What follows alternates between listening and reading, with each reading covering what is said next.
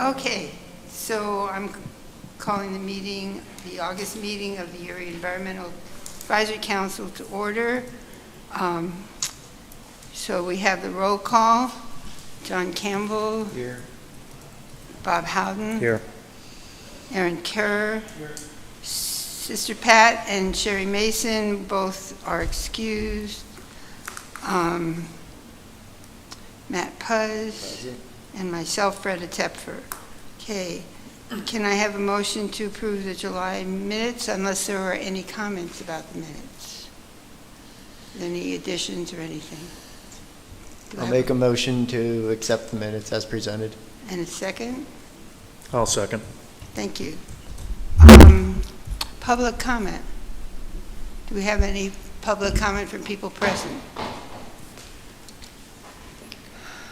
Can everyone hear me? Oh, it's so uncomfortable when this mic goes on. There were two things that I wanted to speak about that are on your agenda for today. I am Jenny Tompkins, Penn Future Clean Water Campaign Manager. Thanks. I wanted to point out that Liz Allen had written an op-ed in the Erie Times News that was published yesterday on Go Erie, and it highlighted that City Councilwoman Kathy Schaaf was responsible for the water refill stations that are in Perry Square.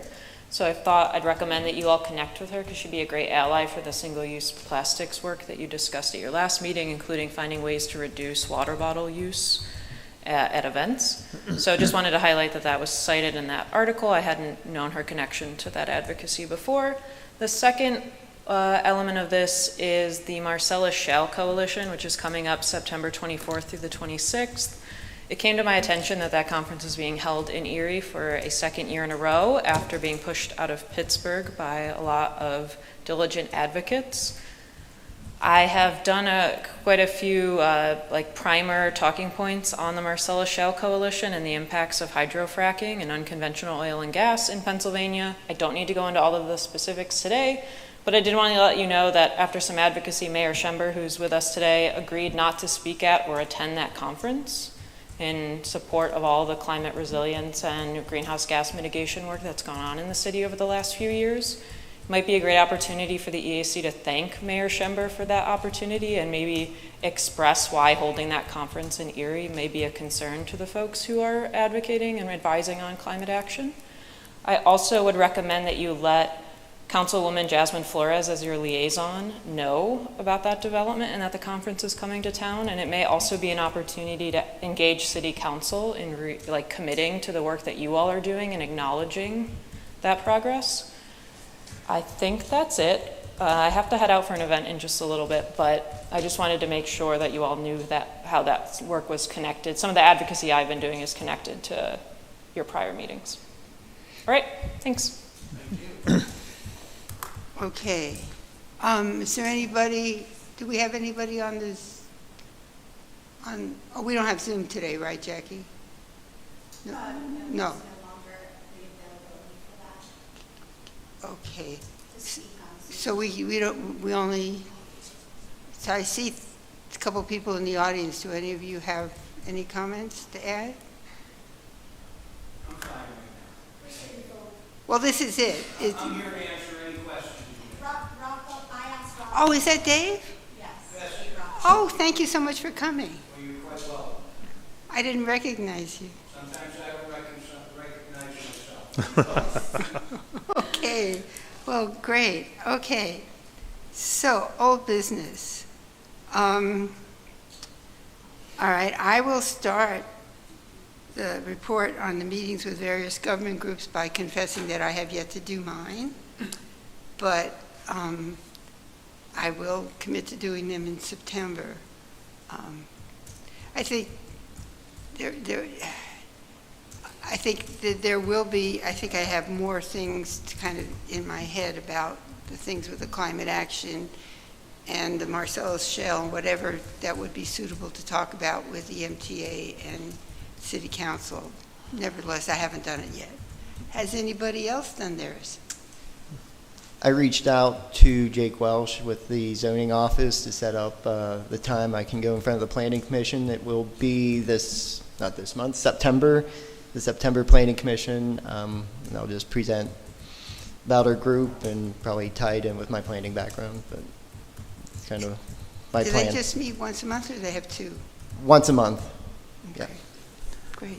I have a question, since I was not at the meeting last month. Sam had said something about doing some talking points for us to, She did, actually, I brought that up, and she said, oh, I sent them to you months ago, which I don't know when she sent it to us, but did we get them? I don't remember getting them. They I'll were have to look. provided as a handout at the last meeting. I wasn't, I missed I the may last have, meeting. do you have access to them? Because I think I saved them if you Does- don't, but. I can email Sam and ask her to email them to me. Or do you have I them? can send them to you. Do you again. have them, Jackie? Yeah, Okay. I'll send them to you again. They weren't as, Meaty. yeah, that's a good word. They weren't as meaty as what I thought they were going to be. Okay. So maybe we can work on that a little bit and ask Sam, and I can do it also as well. Okay. To add a little bit more content to it so that you have more of a framework. I'll send them to you, and then, if you feel that you're comfortable with that, that's fine. Otherwise, we can add to that. All right, thank you. Okay, sure. Yes, I'll send I them. know I have them. It was that, but also us and the EAC in general. It's like, hey, we're here, this is what we do, but I think there was kind of, Because I can add information about the local climate action plan if you need more. I'll send them to you, Sarah, too, and maybe you can add a little bit more to it. It was what is the EAC? What is the response? What is the intent of the EAC? Why are we here? What are we doing? And then information, like Fred has said, around the local climate action plan, and as that which is what our priority is. And then if we wanted to discuss some of the secondary priorities, we could do that too. It's really awareness around the local climate action plan.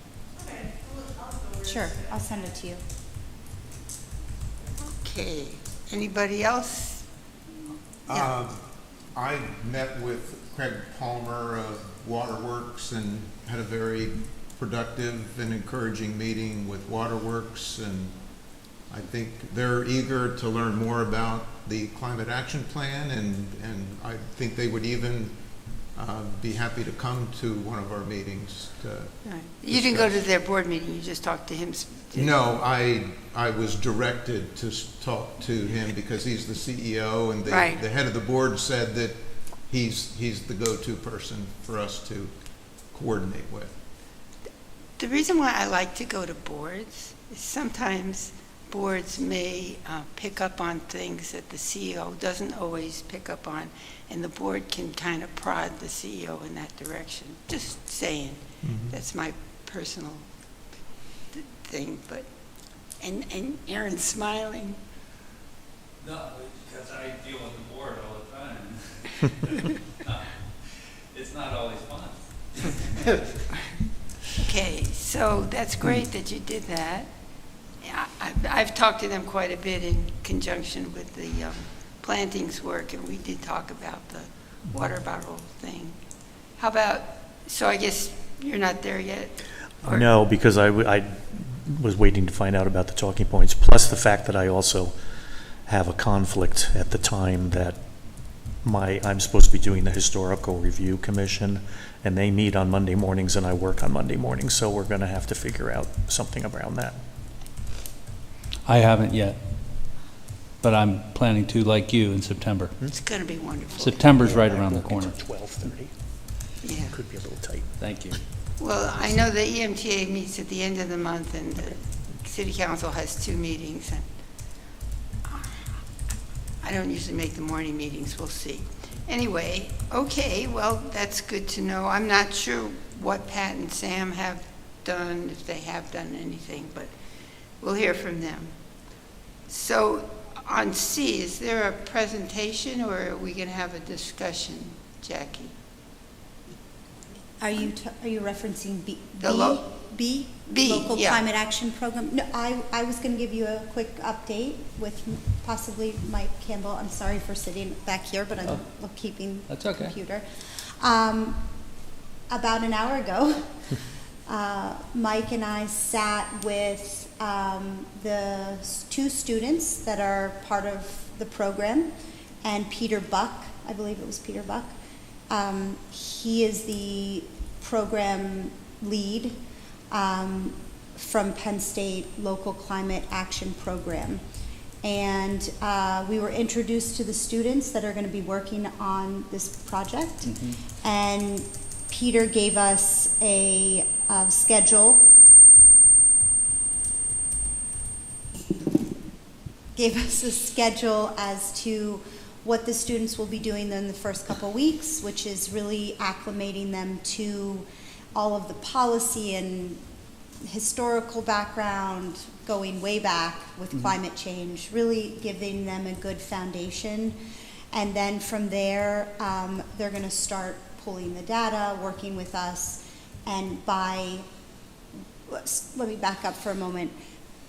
The normal schedule would be November, late November, early December timeframe that the inventory would be complete and presented to the city, or to the EAC actually first.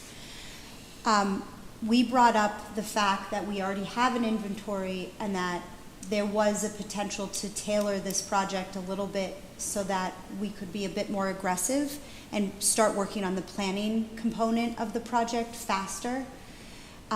He was very open to that and remembered talking to me about that earlier on. And he said that he was going to speak with the students and talk with his team and see if we can potentially have the inventory complete by October, so that we can move into the planning phase of the LCAP and start really working on our priorities and developing and moving forward in a much quicker pace. So to be determined, but at this point we are in the program. They are going to be contacting me to set up some times to, I think, weekly meetings. You know, the students are learning accountability and meeting and all of that good stuff. I was going to ask the EAC, I know that we can't have everyone on these calls, but I think that we should, for those that are interested in being a little bit more intimately involved in this project, I think we should have a committee that's, you know, maybe participating in these weekly or bi-weekly, however we set it up, meetings. So, Is Mike? I'm interested. I don't know if we should take a vote at this moment because we don't have everybody here present. I don't need a vote necessarily, but I could send out an email asking who's interested in it. And then we can certainly have like a small committee that's, I don't want to call it, everyone in the EAC is going to be involved, but I don't think everyone needs to be at every single meeting. I think Sam's already on some other advisory board related to this, so maybe she could.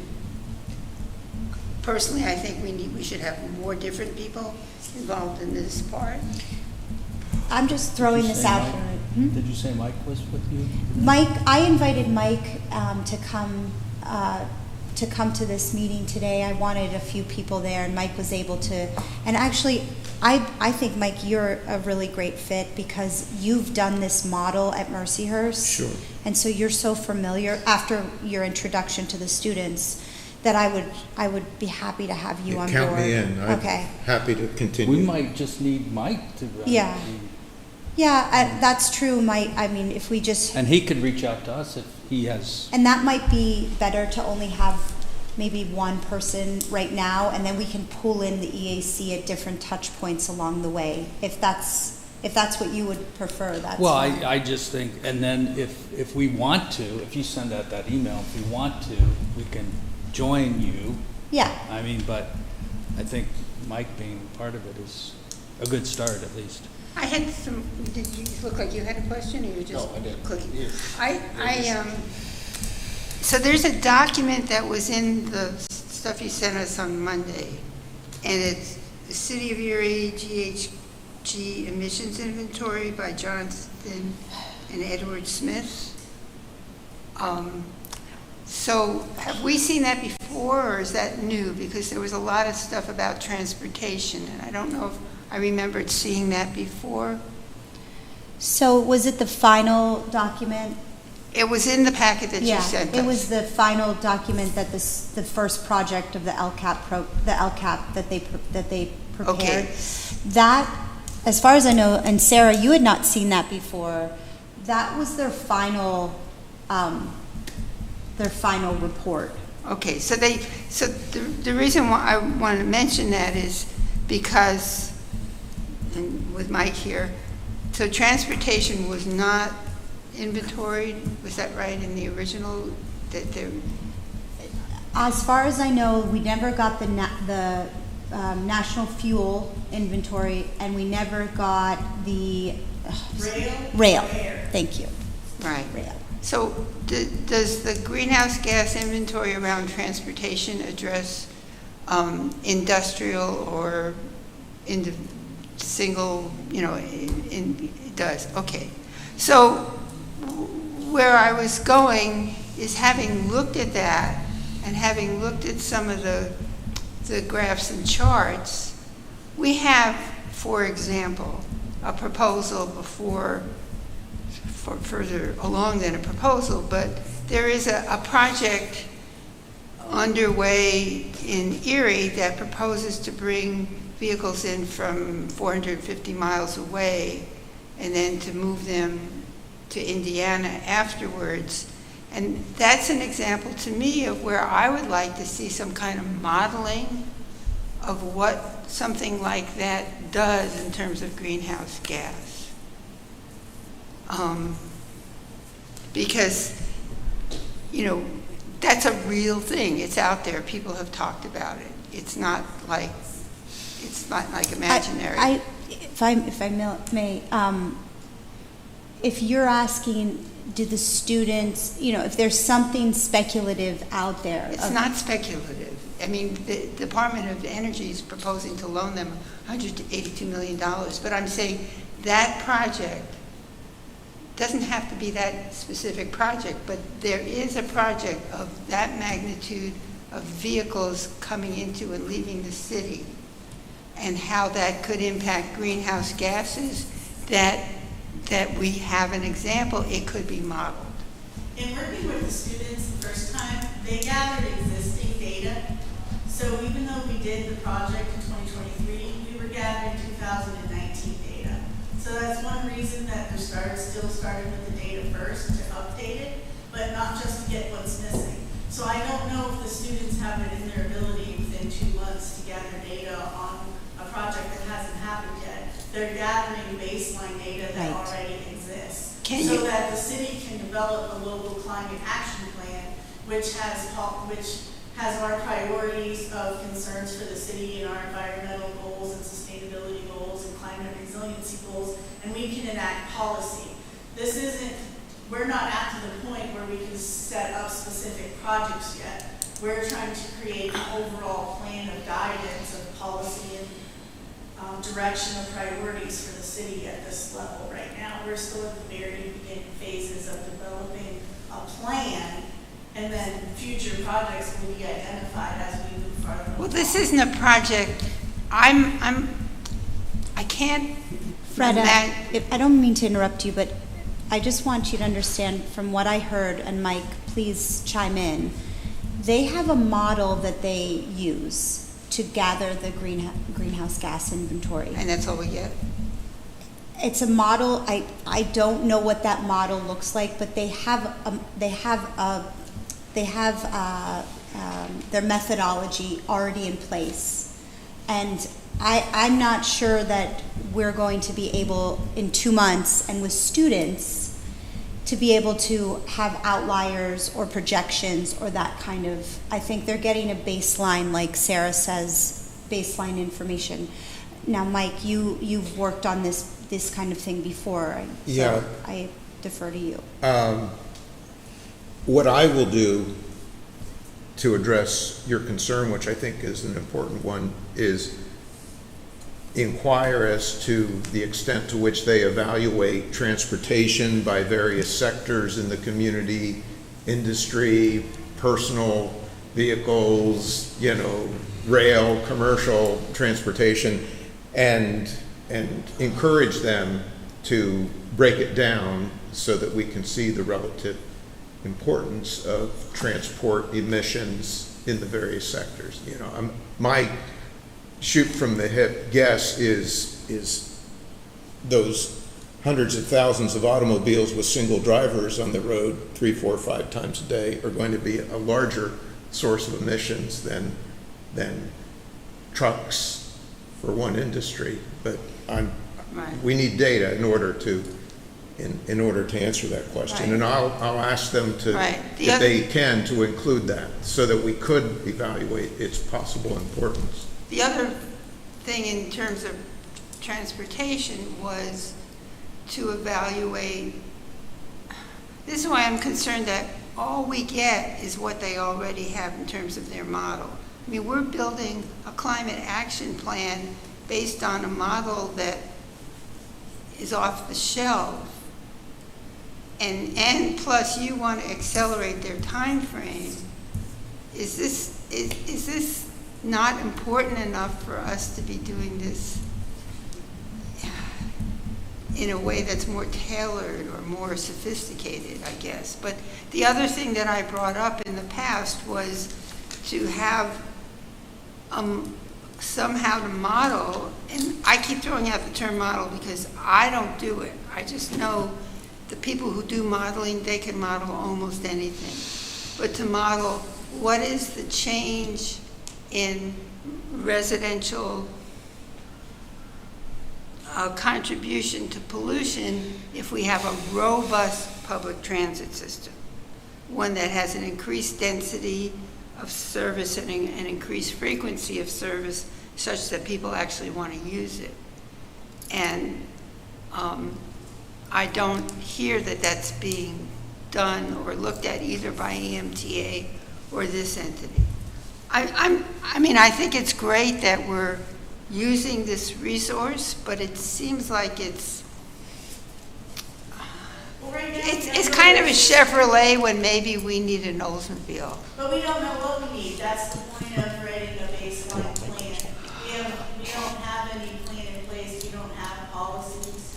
And so that's why we're doing all this background work so that we can develop that. And then we can decide moving forward what we feel would be best for our city and try to make better decisions.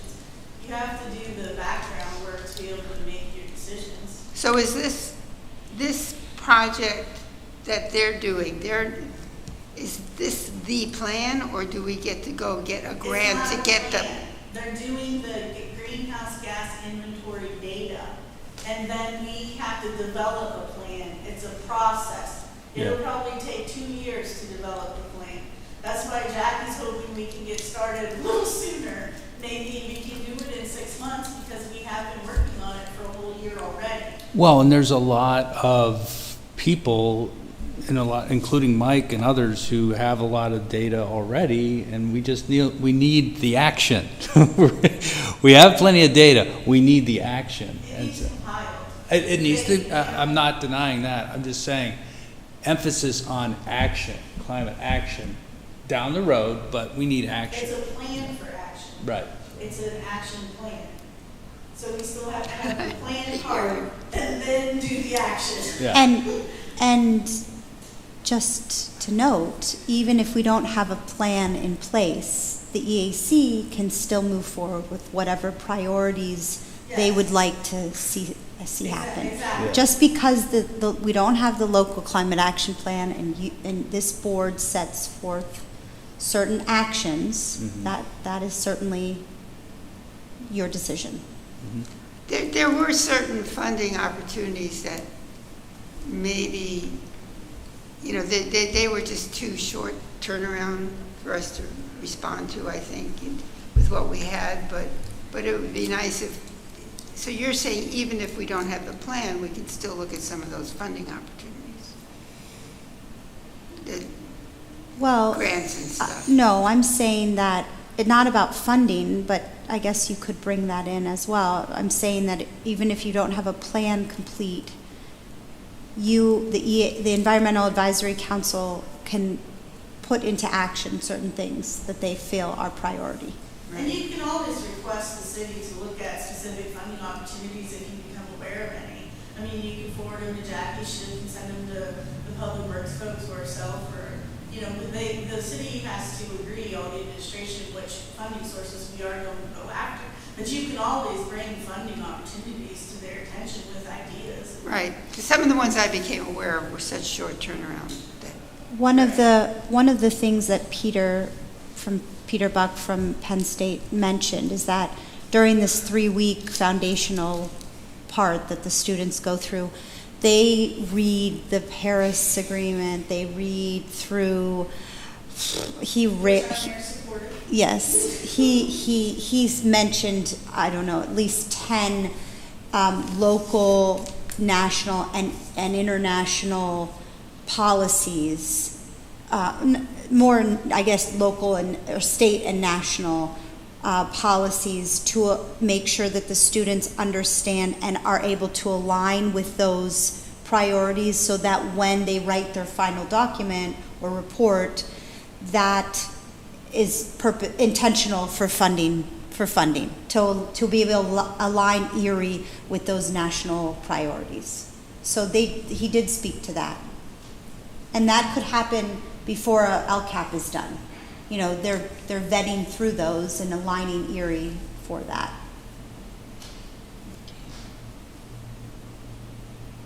I'll just add, and correct me if I didn't get this accurate, but I guess there is a plan they penciled in to come to our November meeting. The students will give a report on their greenhouse gas inventory to the EAC. Yes, Mike, that was penciled in November 27th. Right. That was only if they were not going to be able to do the aggressive schedule. Okay. The October, he mentioned October, I mean, as a potential date, that if they were able to do the more aggressive schedule, they could come in the October meeting, but typically it would be around November. And our December meeting happens to fall on the 25th, so we'll have to determine whether we're going to cancel that meeting or reschedule it for another time in December. so the 27th, looks like it's the day before Thanksgiving? Mm-hmm. Oh, yeah, that's the day before Thanksgiving. So does the city close early that day, or? No. I think we're closed Thursday and Friday. Is it Thursday? No, this is the Wednesday before. Yeah, no. And are they coming to the meeting virtually? Well, one of the students is actually from Erie, and he's a senior. The other one lives in Penn State, Maine, and then there's, or in what is it, Happy Valley? State College, sorry. I can't remember. It's all the same, yeah. Okay, I'm a Pitt grad. Just wanted to bring up that was the day before Thanksgiving. I don't go anywhere, so it doesn't affect me, but. Yeah. No, that's a good point. We should probably take a look at that and let them know, yeah. Okay. All right. First, we'll find out if the aggressive schedule is doable. He said he would get back to us and let us know. Okay, so what they're working on primarily at this point is finishing up the greenhouse gas inventory. First, Okay. the foundational part of their project, and then they're going to move into Okay. the data collection. Okay, Yes. that wasn't clear to Yes. me, yeah. Is there anything else about this item B on the agenda? I just would want to add that Peter Buck, who is the professor at Penn State, who is overseeing this and coordinating it, has a great deal of experience writing these things, and he and Brandy are going to both be, working with the students to edit and correct, and so I think we're going to have an excellent product. And in terms of it not being everything the Oldsmobile, a bird in the hand is worth 25 in the bush. They're doing it, and we're not paying $1 million for it. So That's I right. think we should be happy we have this opportunity to have Penn State University provide this for us. Okay, so we have the EAC Network Fall Gathering. Do you have any specific thing you wanted to discuss? So this is a one-day event in the Chester County? Philadelphia. Temple, anyway, it's way over there on the other side of the state. It's a one-day event. I think it's $75 or $95 if you wait to register. If we, the city, is a member of We Can Serve, we could get a $10 break on the individual registrations. My question is there any support for A, attendance, and B, travel expenses for this? Is there any potential for support? You said something earlier that there might be some. I don't think there's support for travel, for travel expenses. We could always apply for some sort of grant for next year if you want to, have more trainings. But at this moment, I'm not aware of anything in my budget. How about for registration? Could we cover, who else besides me might even consider going? Just the thought of driving all that way makes me exhausted, but. Especially for one day. If it was It's a like a one-day. 3-day conference, Yeah. I I can know. understand, but for one day. It's November something, I think. Or is it November? October 5th. October 5th. Yeah. Yeah, better than November. I would think that if it's a one-day conference, it probably starts fairly early in the morning, in which case you'd have to go the night before. That's right.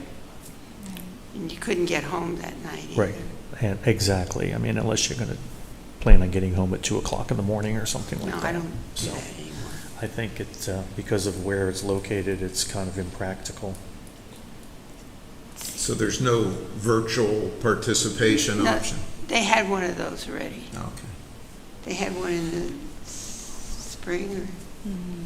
I participated in some of the virtual one. So is there anybody else who's even thinking about it? I know, After there's the- one session that I'd really love to. Well, I think we should look at the content and really get a sense of what this network does and how we could benefit from connecting with it in the future, for sure. And I think we should look over the speakers and maybe do a little research on them and what kinds of curriculum they're putting forth and how to strengthen your network and strengthen the EAC here in Erie.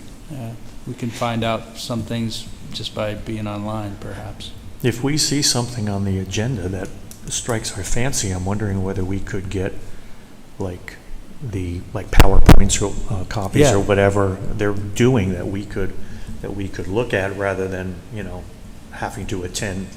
Because I'm sure if they're having speakers that we're interested, those speakers are probably going to have PowerPoint presentations. Yeah. Do you Yeah, want to no. explore that with her or the person, or should I do that? The person that We Can Serve? Whether that's, no, I'm looking at Jackie, whether that's a possibility. To obtain the presentations. Yeah. Well, I was just suggesting that if we saw something on the agenda that we thought could be helpful to us, Yeah. maybe we can obtain the presentation from that Sure. particular program. I would say if you want to look into that, Freda, that'd be great. Okay.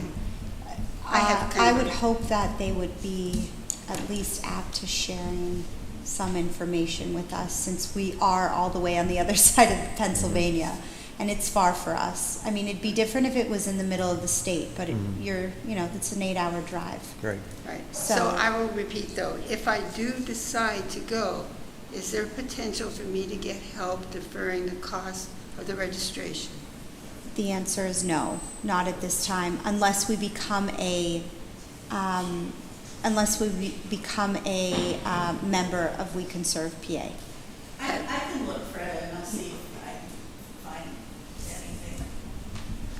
Because, I have to If register. you want to go for sure, just, I have to register, I think, by the 13th, if I go. Well, there's a couple. It's not just the presentations, it's the networking opportunity. Right, I think it's important, and if you go, that would be great for us, but. Yeah, it's just a heck of a trip. Yeah. Plus you have to deal with the Schuylkill Expressway. I don't know anything about that. I've only been, I think I was in Philadelphia once for an afternoon many, many, many years ago. Philadelphia is where I learned how to swear, listening to my father driving on the Schuylkill Expressway. It's easier to get to New York City or Washington DC than Philadelphia. Anyway, okay, moving right along, because we have a guest. Secondary priority, single-use plastics and litter mitigation. So, go ahead. So, hi Dave. One of the things that we have talked about is the amount of single-use plastic generated by events, and I know the city, it's hard to tell who sponsors what, because like Celebrate Erie seems to have their own entity, and then the Downtown Partnership does some of the events. I don't know who does Rib Fest. And I see our bandstands all over the county.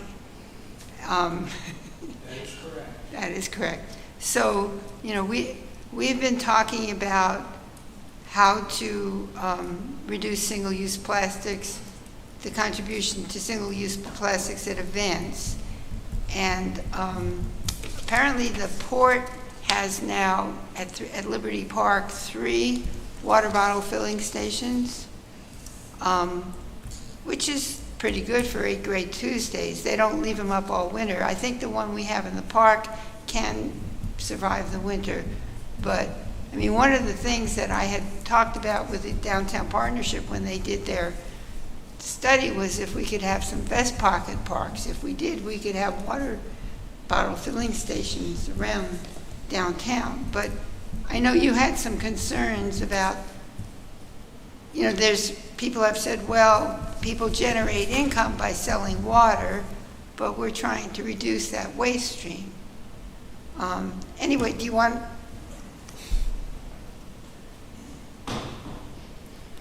I don't think anybody could challenge the concerns that you have. The problem, and we've tried it a couple of times, and the problem we've always run into is enforcement. There's just no way you can enforce it with the manpower available to the city. The food truck people are very smart people. They're street smart. It's a different kind of smart. And they don't like being told what to do. I would rather educate them so they voluntarily did it. But we get a lot of people that come in from other sections of the county that may not necessarily have, I know they have licenses, but they don't get permitted. If somebody's going to come in and do a one-day event for the Alzheimer's, I'm not going to charge them the $200 and give them a permit because they won't come. Because if it rains, they won't even make the $200 to pay me. And I know that. So I don't want to interfere with the event. Now, we have about 15 to 25 food trucks here. To find out what food truck has recyclable materials one day and then they don't the next day is very challenging. We had Zabagua. If we had the city bandwagon. Now, we could tell them that we want all their people to have recyclable containers if they put pierogies in or pigs in the blanket in, or we're not going to give them the bandwagon. I suppose you could do that, but who's going to enforce it? Who's going to go up there and check it? Who's going to go up there Friday from 5 to midnight and Saturday from 10 to 10? You can't do it. Now, one of the suggestions I brought up, because I just don't like saying no without alternatives. I love alternatives. I had always thought that perhaps if you wanted food truck people, like the bottled water, the plastic containers, if you get 2 hot dogs and fries, make biodegradable. Maybe we should target the health department. Because the health department gives them their health license. The health department has inspectors, and they go to every event. before all the food trucks operated during Celebrate Erie and during the Rib Fest, the health department inspected each of them, made sure they had hand washing sinks, made sure they had pump soap, made sure they had paper towels. I don't see any reason why they can't make sure they have biodegradable condiments, materials in the truck as well.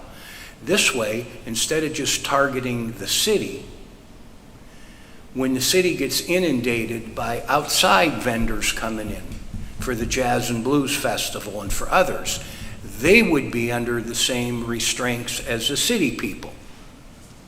So by going to the health department, you may be able to tackle everything all in one neat bundle. But that's not something they have any jurisdiction over.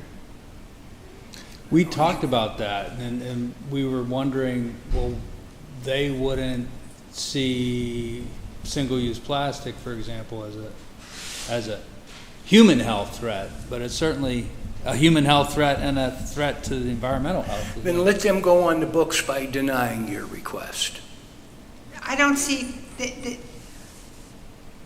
I don't believe that the people that regulate the county health department at the highest levels would support something like that.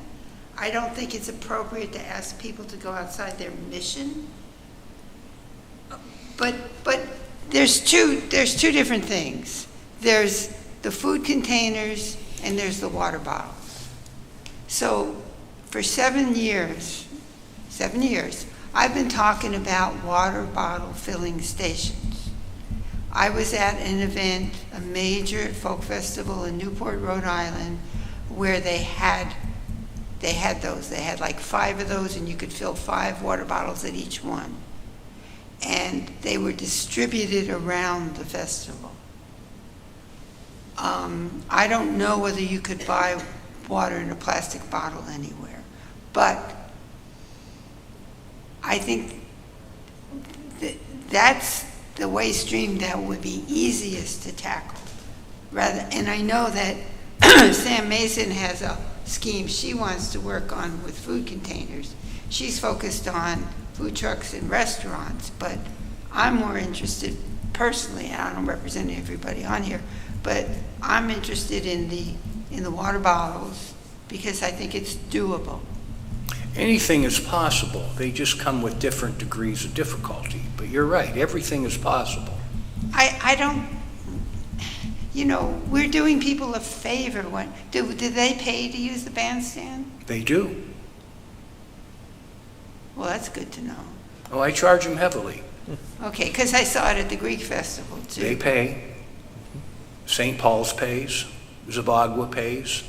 Erie County Fair pays. Wine Festival pays. They all pay. Right. But, I mean, again, I don't challenge your thoughts. I agree with you. It's just extremely difficult to enforce it, especially the containers. Because and I know you're dealing with, I don't know if you want to kick it. I don't know how to make it go away, but... If you're dealing with the containers, one of the problems that we had was the stack of containers we want to use in the city costs $55 a stack. Mm-hmm. The stack that you can use at Dan Rice Days costs $15 a stack. Have you looked into the state purchasing? The state purchasing system, STARS I think it's called, does have a food containers in it. I have never looked into that. Okay, well, you might check in. Because my first obligation is the events. Mm-hmm. We do 200 to 250 events in a 3-4 month period. Right now, I probably have 5 or 6 phone calls from St. Pat's Festival wanting to know where their permit is. People are tenacious. But I still do all the food trucks, and I try to do my due diligence, and I'll do whatever I can to help you. I just ran into all different kind of difficulties. I remember a big promoter of recycling, John Vanko. I get a phone call from Lincoln Metal. Howard's dead now. Calls me up, says, Dave, what's going on? I said, Howard, what's the problem? He says, Jazz and Blues Festival. I said, yeah. I went down and I picked up all the aluminum cans. They're contaminated. I says, what do you mean? He says, well, we had to make a point, so we took them out of the dumpster and we just put them on the ground, and I just wanted to let you know. And I would tell John, the minute there's one beer bottle and a big can of, it's contaminated, they won't take it. And it's the education of the people. Because the people go by, they got a beer bottle and they just throw it in, no matter how many times. I used to send recyclable containers to Zabagua. And then I used to give them big, big, big black bags because the beer bottles were mixed in with the cans and it was so heavy they couldn't pick them up. And then it didn't work. Mm-hmm. It was the education. Yeah. And then I said, Howard, look, I says, what do we do with these cans? He said, Dave, I'm not worried about the can, but if one of the bottles gets mixed up into my crusher, I lose a $250,000 piece of equipment because there's a bottle in it. So I'm not taking it. So I told John, I says, John, we'll bring you the bins down, but I don't think recycling is going to work unless you have a person stationed at every recycling state and say, nope, don't put the bologna sandwiches in here, don't put the beer bottles in here. I mean, people are having a good time. Some don't care. I happen to care. You know, I recycled all the time. I had a bar in Mill Creek, and we had to do that constantly. Paper, trash, cardboard, metal, did it all the time. But other people, they just don't seem to care. So I'd have to go there, and I'd have to go to Frontier, and I'd have to take those cans, and I'd have to put them in the garbage bin because Vanco wouldn't do it. And I got stung a couple of times, and I said that was enough. Mm-hmm. I'm wondering about your health department comment. I don't know why we can't look into that. You know, she may be right. It may not be possible. I just can't imagine Brenton Davis would just make hay out of that. Right. I maybe don't talk to. I mean, it wasn't just because it's him. Anybody would say, you can't tell us we have to do this. Okay, but I think it's a cross-sectional issue, and I've been in the city all summer with kids cleaning up litter, and it's incredible. It's horrible. Yeah, and so the city needs to get a strategy that is integrated from different areas, including the schools, the county, the city, and be on the same page. So I think the more you consistently connect different institutions and social groups, the better success you'll have. But and adjacent to that or concurrent with that would be Freda's question about having stations, where you fill up your bottle and you don't buy a plastic bottle. You don't get a plastic container at Country Fair or Sheetz or Dollar General either. So, yeah. I mean, I agree. It would not be that challenging to tell the Rib Festival that they couldn't sell. Then they would say, well, what about Diet Pepsi? Well, I know. So you'd have to have the proper answers for them. This is the thing I'm talking. What I think is, with all the know-how we have in the area of people fabricating and manufacturing, somebody here could cook these up here. But one of the issues is how many parks have water fountains in them to begin with? None. Not all. Freda, are you asking that we, it's going to be difficult to initiate a policy to not allow water bottles to be sold right now. But in the meantime, couldn't we look into trying to get refill stations as an option and then put it in the advertising perhaps that they'll be there and encourage people to bring their own water bottle? Yeah, and I think. Is that a possibility? I think, yeah, right now we don't even have that. Work every angle, and I think Craig Palmer had mentioned interest in. I know, I talked to him, but that's all he has is interest. He's had interest for 7 years. Well, yeah, but I mean, he's now CEO. Right. I mean, maybe something will move. So it's just getting all these pieces together and being intentional and having a plan involving you, county, whatever, Right. all of us. And if you knew, does anybody know how much they cost? Well, Perhaps we could start searching for funding opportunities. Yeah. there's several, it depends, there's 2 ways you do it. You have one that attaches to city water, and you have one that you have to truck the water in. And they're several $1,000s. I think you need to gather that data too, because you're just talking to us, so we're just talking back to you. But if you say, look, this is how much they cost, this is how many we would recommend having in an event in Perry Square, this, maybe we could just have one to loan, like, can the water authority own one? Are you asking the city to own it? Who's gonna own them? How much maintenance do they need? I mean, the city would need a lot more information to make the choice that we would actually get them and have them. Like, maybe we're not the right place to have them, maybe the water authority is. But we are the ones who loan the bandstand. And as the ones who loan the bandstand, I believe that I don't work for the city, but I'm here, that we have some obligation to move the needle on this issue. Well, then we need more information on the two different options, how much they cost, is there funding available? Like, if the committee could do some background research and then give that information to Public Works, it's something they could look into. So we've been talking about this same topic for weeks now. We either need to do something about it, especially this water station, and Fred, it seems that you need to take the lead and have it on the agenda maybe for one or two more times, and then it needs to come off the agenda. Right. Is there Because we can't continue to flush out and talk about this. There are other things that we need to move forward with. So, well, I'm glad we have Dave here. Yeah, thank you for coming. no, but I Wish I could be more helpful. So, what do you propose to do for next time? Looking into cost estimates for the two types of watering stations. Let's start there, maybe. Well, it would be nice to figure out how much. Could we, you and I, draw up some sort of like a proposal to give advice to these entities, Right. and then follow through, Right. in And I would our, also suggest that while I don't know whether they have a comment period deadline or what, but the Erie Downtown Partnership proposed this downtown plan, and they proposed beefing up Perry Square and Griswold, and then they wanted to do something down at the Bayfront. There is the alternative of doing some kind of vest pockets, But anyway, that maybe you and I will work on this. We and could, maybe we can look into whether there's anything that can be dovetailed into the plan that they're working on.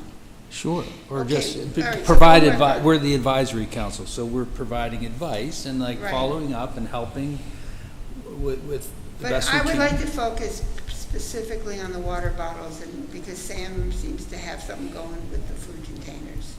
And I don't want to get in the middle of that. I'm all for it, because, But most Fred, of the you stuff have we to pick up present is. data. You need to present data. Well, that's, all right, okay, wait. So in line with the data request, I would like what do we know about the volume of participation in these events? How many people participate and celebrate? Well, you're looking at me. There's no data for that. We could figure it out. Get an You estimate. have to use your estimate. We'll do a model. There's no any kind of collecting of any information on these events? Crowd size? Yeah, We have our calculations based on certain parameters, but okay, well, that's something. no, I mean, we could call St. Paul's and ask them how many people you have. Yeah. Now, he may tell you whatever the number divided by 2, just like your golf game, what did you shoot? Divide it by 2, and you get the real, or add the double it, I should say. Yeah, So do you But- have a list of all the events that I have a list of every event I've done since 2007. Okay, so you have a list of what events use the bandstand I do. annually? Okay, so Okay. can you send it to me? I could. Okay, that'd be great. That'd be good. Right now, we have a bandwagon in the Erie County Fair, in Wattsburg. Now, who's going to go up there because they got the bandwagon? Who's going to go up there to make sure that their bottles are appropriate? That's the problem that we have. Right. Again, Because you're it's- dealing with so many entities coming in from and people are people, they're creatures of habit. I'm not sure if you want to focus on where the bandwagon versus just events within city limits, Fred. Well- Because if you're Well, he's the one who asking for brought up water the- refill stations and the city to own those or some other entity, I mean, we can't force Wattsburg to have a water. No, but Well, the fa- actually, one of the entities that I talked to the porta potty people. I said, have you ever thought about doing this along with what you do? I Somebody, think you need to flush out the plan and get more information. right, porta but potty. that's, I know, but they're always there. Well, listen, I think that this is really good, because plastic litter is just terrible in this city, and we need to start addressing it somehow, and the more we collaborate, the more we'll understand. And I think asking for the bandstand people is good, because then you'll know who's accountable to the city's requirements, and then, not that we can weigh in, but we can at least start to have conversations. Right, and I'm not saying you can't buy water, I'm saying you ought to have the option. Because I've been at things where I didn't have the option and I ran out, and I didn't want to buy water. Yeah. I understand. Well, So the next big event we have with the bandwagon is the wine festival. Oh, Oh, there you go.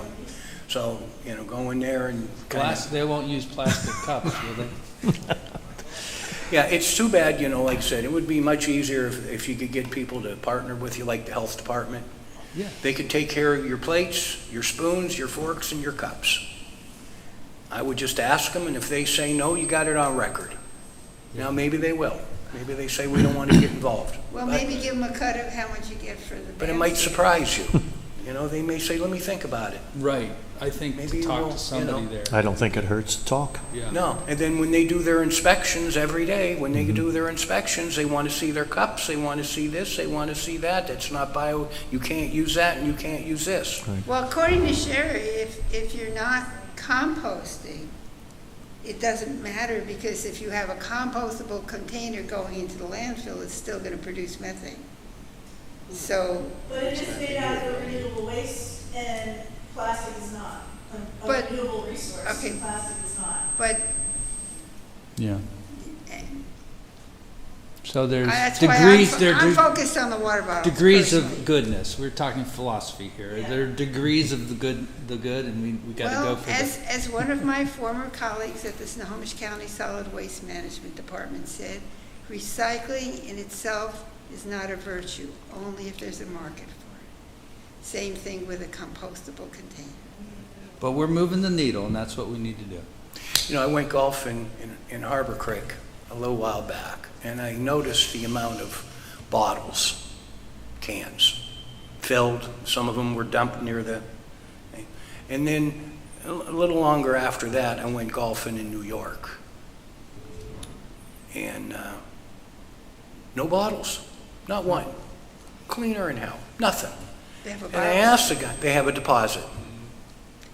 makes a big difference. People go around, grab all the bottles, grab all the cans, wherever they are, they grab them, and they take them to some kind of something, and they get 5 cents a piece, not one.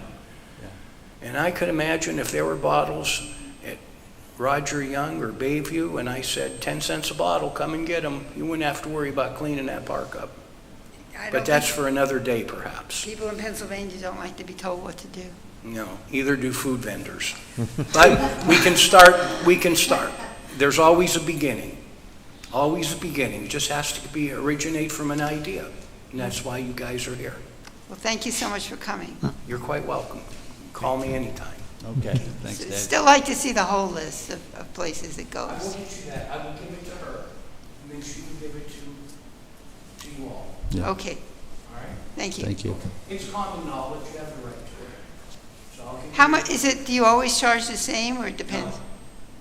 Depending upon where it goes, bandwagon in the city is usually $100 cheaper than outside the city. And depending upon how far it goes outside the city, I'll add a gas surcharge to it. And then depending upon how many extra days they use, I charge a fee for their extra days. So it can fluctuate. And nobody says, without getting the bandwagon, they gotta get a 20 by 40 tent, that can cost you $2,000. So if I'm only charging you $800, you're doing pretty good. And they all agree with that. So, but yeah, I'll give you the list and then you do what you want. I think we probably about $30,000 worth of bandwagons this year. Money goes into general fund. And it's kind of repetitious every year, same way. All right? Okay. Free to go? Yeah. Okay. You have a good day. You too, thanks. So, number 5, thanks for pushing us on that, Jackie. We'll get her moving. And thank you, Aaron, for helping me. 'Cause Yeah, I will. I don't do things good alone. So, do we still have much to talk about with the, no? Okay. Is there anybody who feels there's an issue with bringing up the Marcellus Shale, or are we good now that the mayor's decided not to? I'm not going to lie, I'm not familiar with what this is. I know the email went out, but I was, All right, so there's this conference here that Jenny alluded to. yeah. And the mayor was going to speak, as he did last year. He got letters from a number of people saying, we don't think this looks good. It doesn't seem to go with your climate action. I'm just riffing real quick on this. And I know you two had some interactions. But one of the people who sent a letter sent several of us a copy of what the mayor sent back saying, I've already canceled my appearance. Okay. Was there anything else we were going to talk about related? I guess, so this is a pro Marcellus Shale, is that what this Super is? pro. Okay. Super pro. Which is weird. That's that what I was going to ask, too. Yeah, I wasn't familiar with it, yeah, 'cause- Right. which is weird they'd have it up here, because I think that we really don't have Marcellus Shale. I think we have the Right. Utica Shale, which is just Right. too low to, too deep to actually be economically viable at this time. They've had proposed fracking sites in Erie County before. Well, yeah, I know there's some, but it's, There is one. yeah. Yeah, I mean, there was more than one, but I don't know how many. But most of it's, yeah, most of the shell's too deep to, it falls into the Utica shell, which is deeper than the Marcellus. It's still well funded. That's the name of the program, but it's all the gas. They represent all the gas. Okay. It's a lobbying, I believe. Right. Yeah. There was a documentary that came out a couple of years ago on fracking in Pennsylvania. I think it was Pennsylvania. And it was Marcellus Shale Company was the main company that they were doing the documentary on. Yeah. All sunshine and rainbows and, Yeah. okay.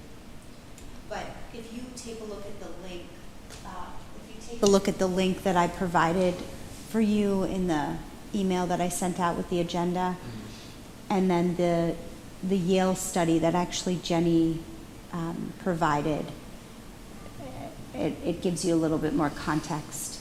But what I think Freda is talking about is that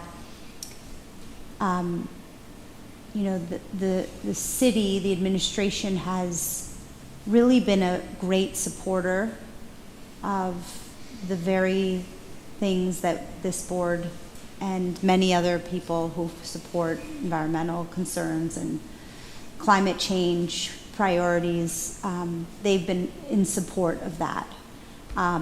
And so much work has been done and so much support has been given by the administration, by the mayor over the last 5 years, 6 years almost. Or this group wouldn't exist. Right, including the creation of the EAC, that it was what some felt counterproductive to be established or participating in this particular event. But it was Mayor Schember that wanted to see the forms. So.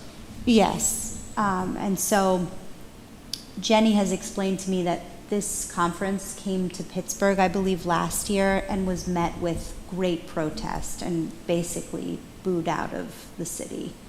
And it was booed out this year too. It was scheduled to be there, but then they turned them away. Yeah, so, yes, so we are grateful, very grateful that Mayor Schember has decided not to participate in this convention. And I think, like Jenny said, that I imagine that we may want to thank the mayor if you wanted to possibly write a letter from the EAC, just acknowledging that he made that decision. So, I would make a motion that we put in our minutes, the council expresses gratitude to the mayor. Appreciate. Yeah. Yeah, I think, I second. yep, that's a good idea. And also, when we were talking about the local climate action plan, Aaron, you were saying how you want action, you want to see some action. Like Jenny, when she spoke, named 3 actions you could do right now. One was thanking the mayor. The other one was thanking Kathy Schaaf and reaching out to her as an advocate for the water refill stations.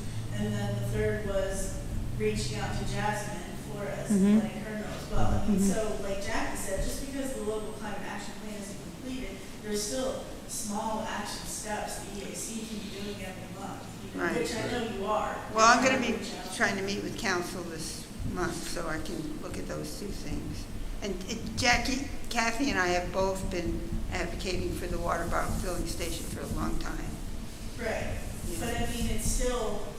Right. it's showing your, No, people like to be recognized. it's showing your it's showing Right. the that you're acknowledging it in the involvement of the EAC. So what did she want us to tell Jasmine?